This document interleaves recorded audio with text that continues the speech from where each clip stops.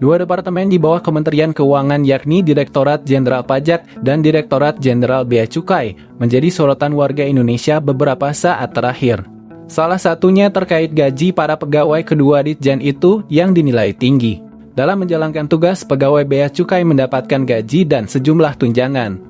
Untuk besaran gaji pokok sesuai Peraturan Pemerintah Nomor 30 Tahun 2015 tentang perubahan ke-17 atas Peraturan Pemerintah Nomor 7 Tahun 1977 tentang Peraturan Gaji Pegawai Negeri Sipil.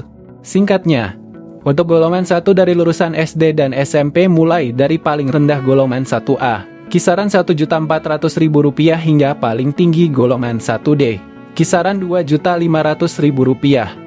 Lalu golongan 2 lulusan SMA dan D3 mulai dari golongan 2A, kisaran Rp1.900.000 hingga paling tinggi golongan 2D, kisaran Rp3.600.000. Kemudian golongan 3 untuk lulusan S1 hingga S3 paling rendah golongan 3A, kisaran Rp2.400.000. Dan paling tinggi golongan 3D, kisaran Rp4.500.000.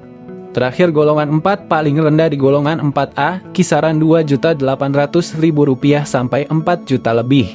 Dan paling tinggi golongan 4D, rentang Rp3.400.000 sampai Rp5.600.000. Selain itu, pegawai Bea Cukai juga mendapatkan berbagai tunjangan, seperti tunjangan kinerja merujuk Perpres Nomor 156 Tahun 2014, besaran tunjangan kinerja ditentukan oleh kelas jabatan. Terdapat 27 kelas jabatan di Kemenkeu dengan besaran tukin terendah mulai dari 2,5 juta hingga Rp46 juta. Lalu ada tunjangan jabatan struktural untuk pegawai Bea Cukai yang menduduki jabatan tertentu yang besarannya mulai dari Rp360.000 hingga Rp5,5 juta. Kemudian tunjangan pemeriksa fungsional khusus pegawai pemeriksa sesuai PP Nomor 25 Tahun 2019 yang besarannya berkisar Rp300.000 hingga Rp2 juta per bulan. PNS Kemenkeu juga dapat tunjangan makan yang besarannya Rp35.000 hingga Rp41.000 per hari bergantung golongan. Lalu tunjangan suami istri dan anak sebesar 5% dari gaji pokok.